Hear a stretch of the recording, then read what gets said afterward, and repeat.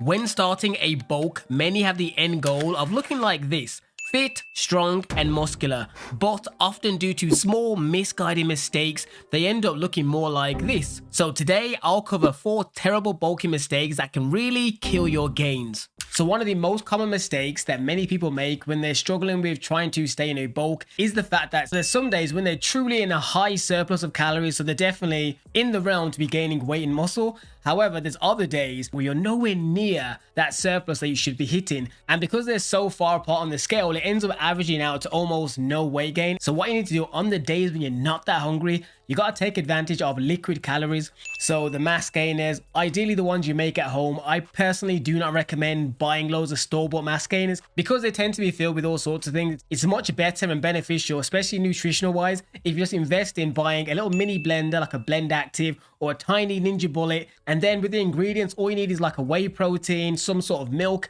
various fruits, bananas, mixing some oats, mixing some peanut butter. Once you blend this up, you'll be surprised how many calories you can pack into a smoothie. And it's much easier to drink a smoothie than it is to eat a full-on meal of probably the same amount of calories.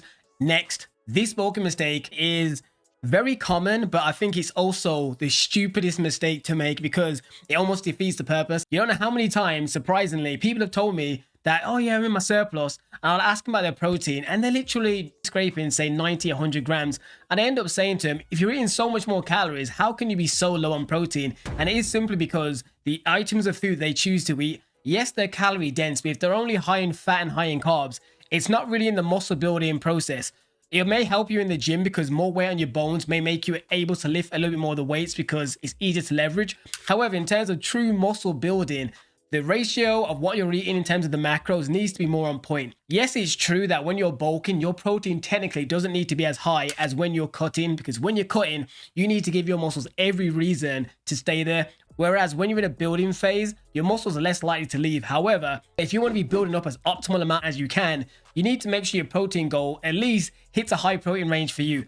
So for example, me in particular, when I'm cutting down, I try and aim to have at least 170 to 180 grams of protein, a very high protein diet for someone of me at 5'7". Whereas when I was bulking, I'd allow myself to have a protein as low as 150. But the key thing to remember is that protein has a specific goal when you're training. It is one of the things that's going to help muscle repair and overall help you pack on as much size as possible. And to be fair, I know one of the reasons why is simply because people that want a budget, they can't afford the extra calories in general, let alone to make sure the foods are also high protein, which I understand. But what you need to do in that scenario is you have to supplement it with whey protein as well. If you can't afford to buy whole foods to reach your protein goal and the calorie surplus, you got to find easier ways. And that is when supplements become handy because gram for gram, a whey protein supplement is going to be way more cost effective than like steak or chicken fillets and things like that. So even though I do preach that you don't necessarily need supplements, they definitely come in handy in situations like this. When you're at a budget, supplementing upfront is going to sound crazy because the amount you have to pay, but in the long term compared to actually buying food, this is where it helps you out. But you do not rely on it. You just use it as a tool to reach your main goal. And ideally, I personally normally say, when it comes to supplementing, try and aim for no more than 2 scoops in one sitting from like a whey protein shake and potentially a protein bar later. That'll put you up to 60 grams. That 60 grams is enough supplementing. Everything else definitely needs to come from actual food. So the main thing you need to understand is being in a calorie surplus alone is not enough. You have to actually make sure you're eating the right types of food.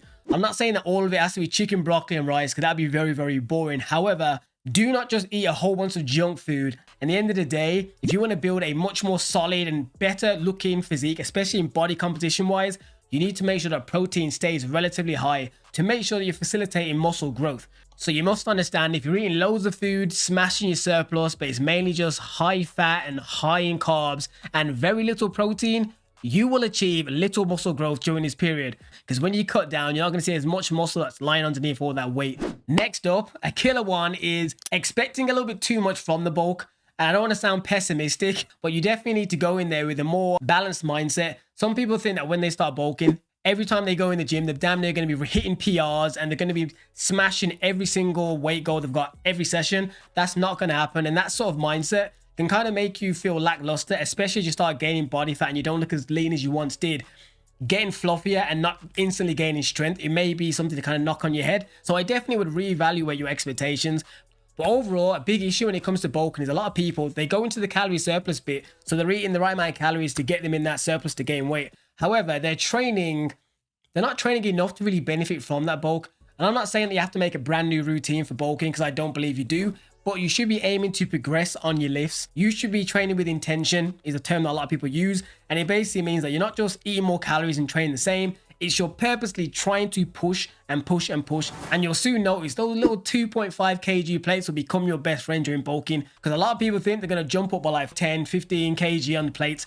That's not what really happens. Unless you're on some insistence, you're not going to see rapid gain changes. So ideally, what you need to do is try and log some of the weights you're doing. I know it feels like a little bit of a hassle, but the more you log, the more you can kind of keep an eye on things and really see if you're progressing. If you don't want to log every single thing you do in the gym, at the bare minimum, I would say keep an eye on your main compound moves and aim to progress those. So if you don't want to track your tricep push downs, I kind of understand it, but your bench press, your dumbbell press, I don't know, your deadlift or your barbell row, all the bigger movements, I would at least kind of keep an eye on those. Because if those start going an upward trajectory, it likely means that you are adding a nice bit of muscle on your frame. And it's a good way to gauge it as well. Because if you're like 6-7 months into a bulk and you're almost lifting the exact same as when you started, the chances are that you're going to be in for a surprise when you cut down and you probably look the same. All right, this mistake now, I definitely think is becoming more and more prevalent just because of what's going on now in the fitness realm. A lot of people are on PDs and enhancements. For that reason, you see a lot of people online talking about like bulking for like short periods of time and they cut down and they look drastically different with much more muscle. If you're a natural person watching this, this is not going to be the scenario. A real true bulk ideally should be no shorter than 9 months. You need a solid period of consistently packing on size to your frame. And it's not going to happen in like a 2-3 month bulk. It's just not going to happen. It takes a long time to build pure true muscle on your frame, especially the fact that you got to cut that down. And during the cutting phase, you do tend to lose a little bit of muscle mass. So just bulking for like 1, 2, 3 months and cutting down, you're not going to see a drastic change unless you're on some sort of SARMs or steroids. So definitely, if you're someone that does those small little bulks, it's just not worth it. Stay in a consistent surplus at the bare minimum. Make it at least 6 months. But ideally, I would say 9 months to a year. Consistently aiming to pack on your gains. Obviously, it means that during this period, you're probably going to get a little bit fluffy because fat gain does happen. However, it's the much better approach, because if you just bulk for 3 months and cut down, you're barely going to see a difference. It'd be much better just to think, okay, I'm not just thinking 3 months from now, I'm thinking 1 year from now. I want to look much better. And this is how you build better aesthetics. So with that being said, be wary of any influencer that's telling you to go on these little small bulks. And also remember, factor in your starting point as well, because not everybody needs to bulk, trust me, especially dirty bulking. In my opinion, nobody truly should be dirty bulking unless you're like a powerlifter. But for those of you that aren't sure what dirty bulk is or are considering a dirty bulk, feel free to check out this video here where I go over in depth